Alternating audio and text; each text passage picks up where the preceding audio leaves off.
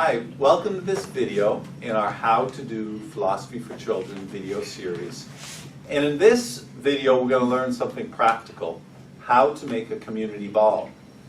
Okay, this community ball here is a beloved part and central part of P4C Hawaii.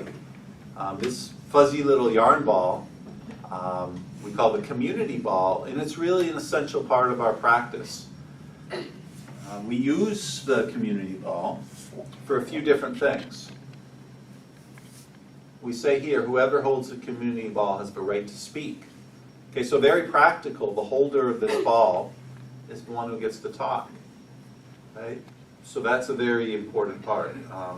It helps us to identify the speaker and regulate the flow of inquiry and make sure that people respect the person who's talking.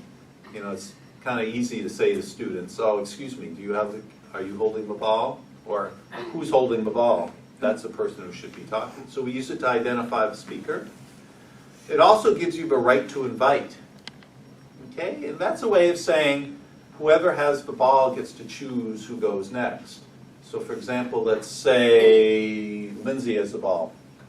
Okay, she gets to choose, say the person's name and choose who goes next. Okay? And then Gary would choose, imagine Gary says something, he's going to choose who goes next. Blah, blah, blah. Okay? Run. Okay?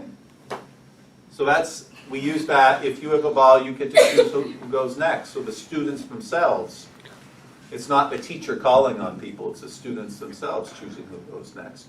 And also this third one, the right to pass. You know, let's say I haven't heard much from Bao today. I might just give him a ball. Or someone might really want to hear him talk, but maybe he doesn't want to say anything. So he always has the right to pass. So he can say pass and choose the next person. Pass. Alicia. Okay? Thank you. So that's the practical use for the community ball. It also, to me, has a symbolic meaning. You know, traditionally we make the community ball out of a lot of different colors of yarn. And to me that's kind of symbolic of how everyone in the community is different, right? We have a great diversity of experiences. We have a great diversity of styles of thinking. And that gives our community kind of a depth and richness that helps us to scratch beneath the surface. So we really appreciate the diversity of the members of our community. And to me, the multicolored ball kind of symbolizes that.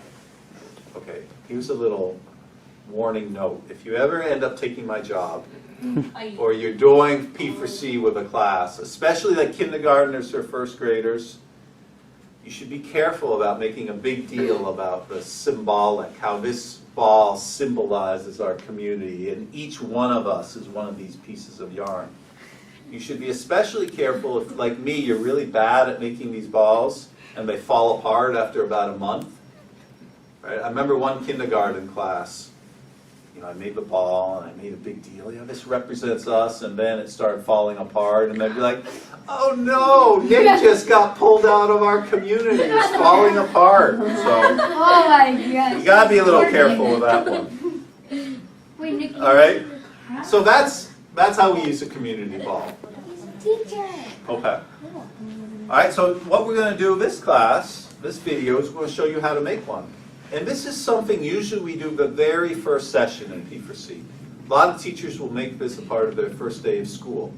Is when we sit down together for the first time, we'll make the community ball together. We'll get to know each other and establish the fact that each of us is important, right? And each of us deserves to be treated with respect, and each of us deserves to be heard. And then once we make this ball, we'll use it throughout the year. And this is the ball that we made back in August, I think, right? We made this about 8 months ago, something like that. And it still hasn't fallen apart, which is really good. A little bit it's fallen apart. But you know the miracle of why this hasn't fallen apart? This is new technology, new community ball technology, zip ties. Okay, so I'll tell you a little bit more about zip ties and show you how to use them, but it makes it stay together much better because you can pull it tighter. So what do you need to make a community ball? Yarn.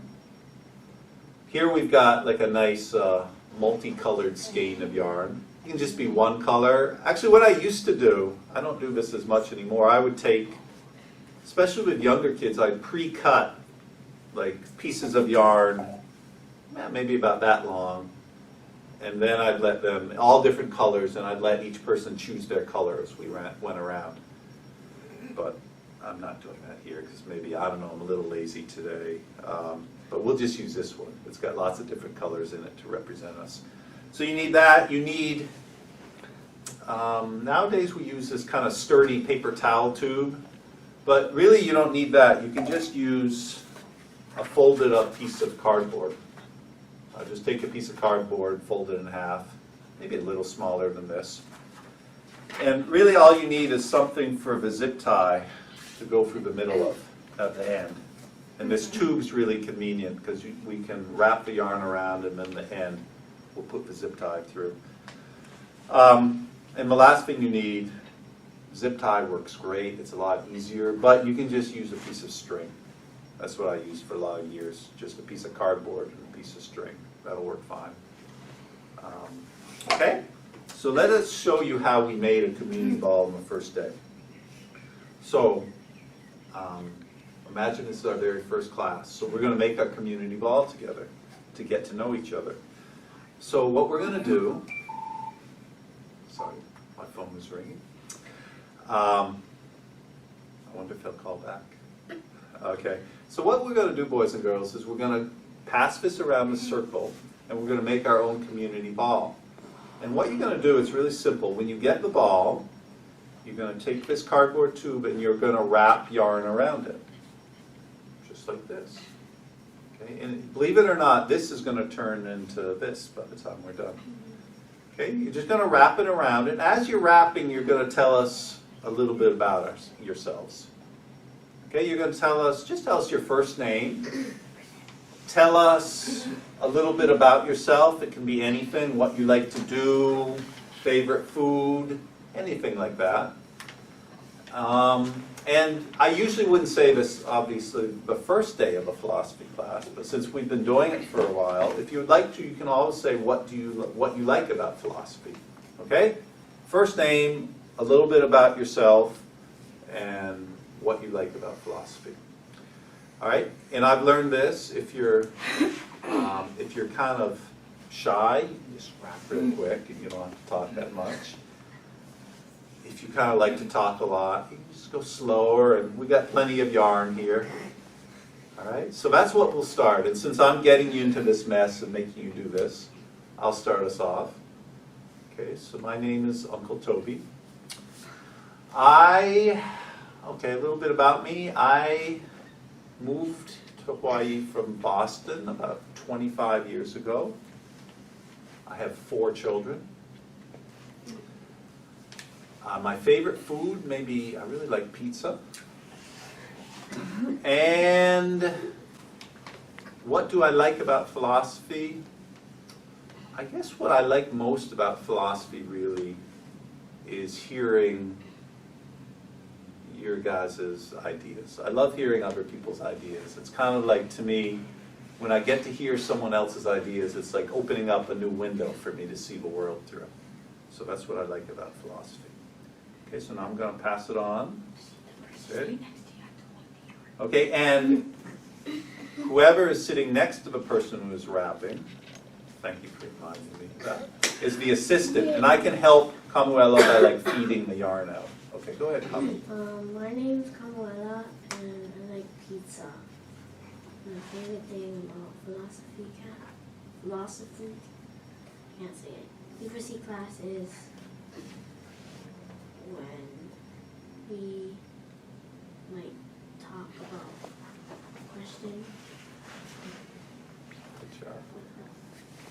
My name is Lindsay, and I like to read the Warrior Cat series.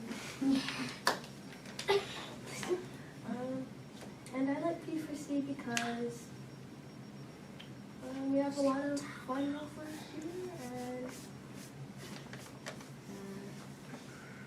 I like everything about it. I just don't know.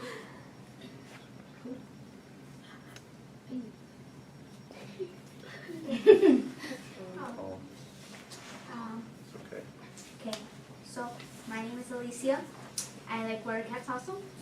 Big warrior cat fans. Sorry. I have a lot of nicknames. One name you can call me is Boredom, because I'm always bored. And probably my favorite food probably is smoothies, maybe. And A little stuck here. and we're jammed up. Okay, one more ingredient I forgot to mention. Wait, I can help and tie a knot. No, I got it. Okay, other thing you're gonna need in making this community ball, not necessarily for this reason, is scissors. Because sometimes, oh yeah, it's jammed up. Where's the other hand? Keep going, Alicia, I'll fix it while you talk. Just finish with the yarn you have. I'll fix it up. Okay, so yeah, I like warrior cats. And one thing that I like about philosophy is that I get to hang out with Lindsay and everybody here and I get to talk. And I get to be bored. Oh yay, finally. How weird.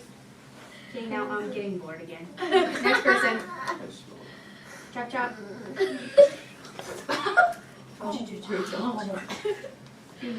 Yeah. Okay, Popat, what's your Okay, I'm Shanice, and one thing I like to do, I like paddling. And one thing I like about philosophy is that I get to hear what other people have to bring, I guess, to here. Okay, we're done. So much fun.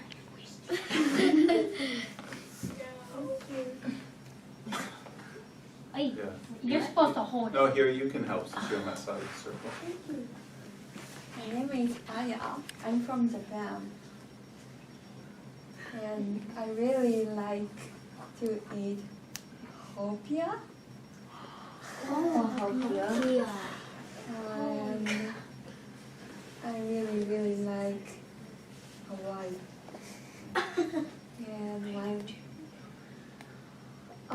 And I really like to say philosophy because I really like the sound. And when I can come up with something new idea, I really feel comfortable. And I often feel this kind of feelings during pregnancy. I really like pregnancy. Thank you. Okay, switch, Sherry. I will help you fix it up. Technical glitch. I'm hoping. Okay. Gary, why don't you go? Oh, there we go. Good job. Oh, you got it. My name is Siri, and I like to eat kalua pig, and I like reading comic books, and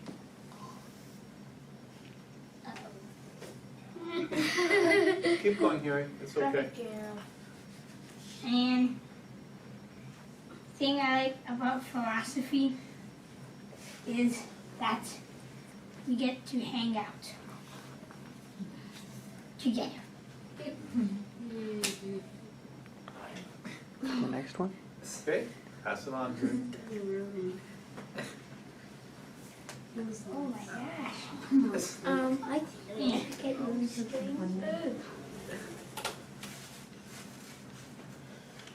Okay, I'm lost.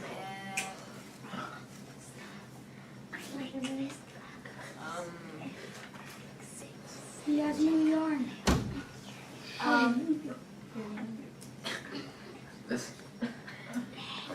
Okay. Here, guys. One advantage of being in a room with a bunch of yarn, we got a backup.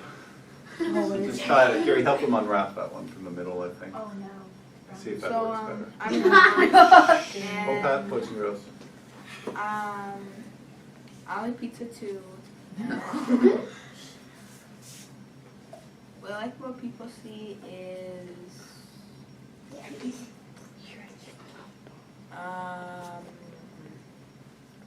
we.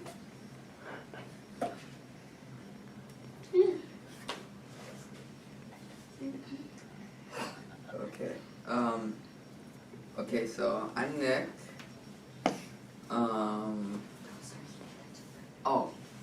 I like bacon, and what I like about P4C is I get to hear different people's opinions. Okay. My name is Bao. I've been taking piano for 2.5 years and violin for a year.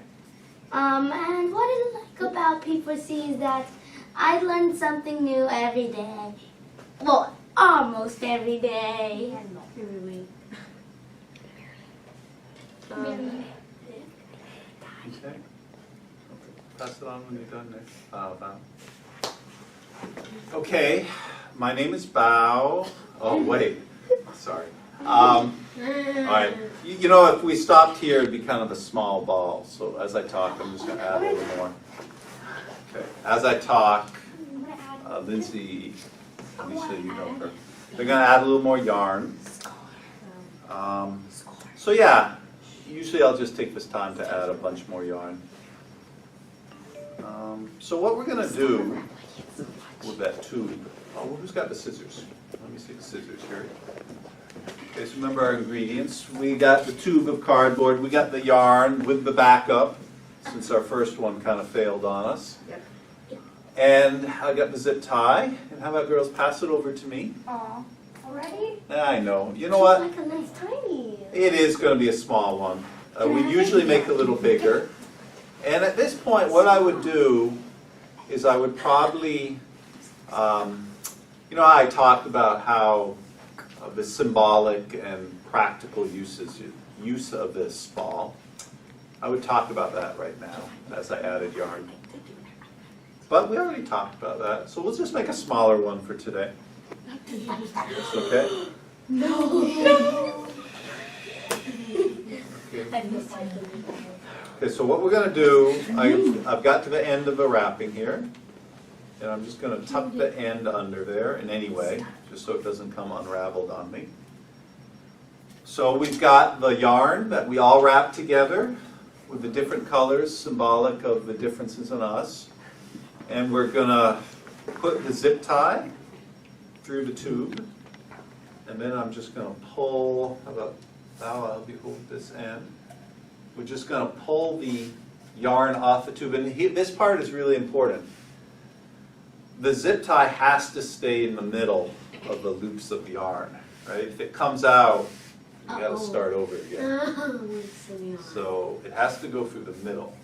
All right, so now we've got, the yarn is now around the zip tie instead of the cardboard tube. And what I'm going to do now is close it up nice and tight. And I always do these things backwards. So let me see if I can get it here.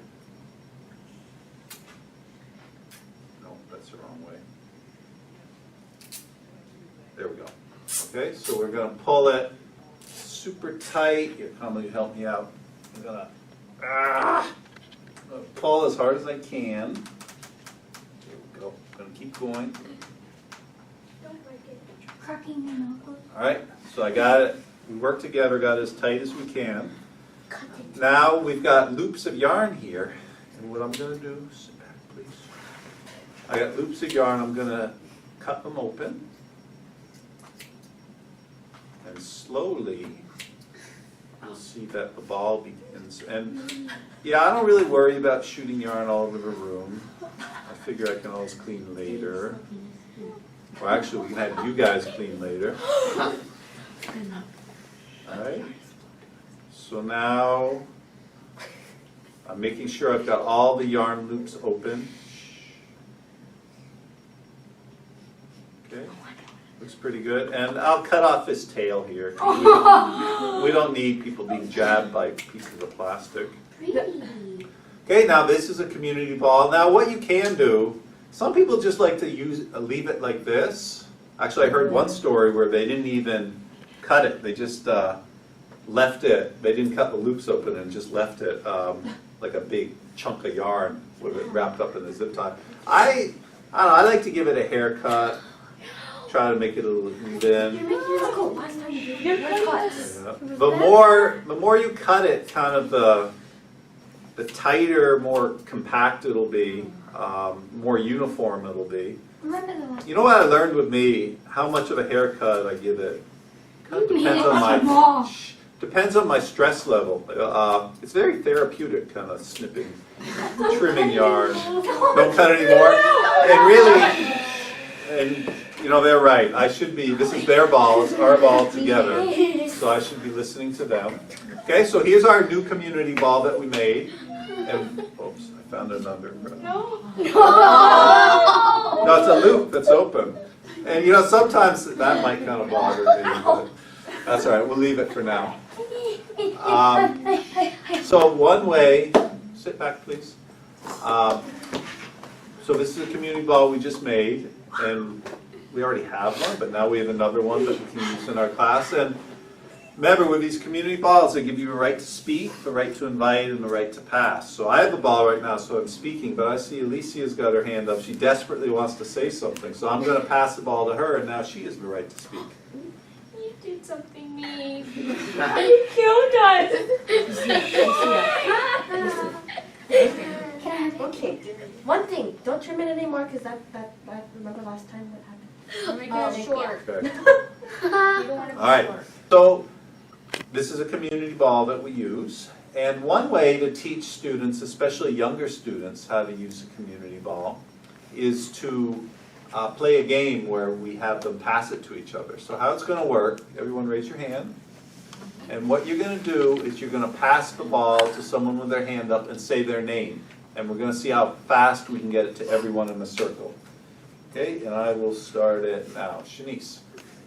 Nick. Ira. Alicia. Lindsay. Wow. Robbie. Huey. Ow, my finger. Okay, that was 17 seconds. Oh. Okay, so that's one thing. Students tend to love that, and yeah, it's a way, one, to teach at the beginning of the year, teach everyone's name, and to teach this idea that you pass the ball to someone who has their hand up, and whoever has the ball has the right to speak. Okay, so that's a little bit on our video. That's our video on how to make a community ball. A very important, for both symbolic and practical reasons, a very important tool that we use in P4C. All right, so that's our video for today. Thank you for joining us. Now, Lindsay, you want to say goodbye to the camera? Bye-bye.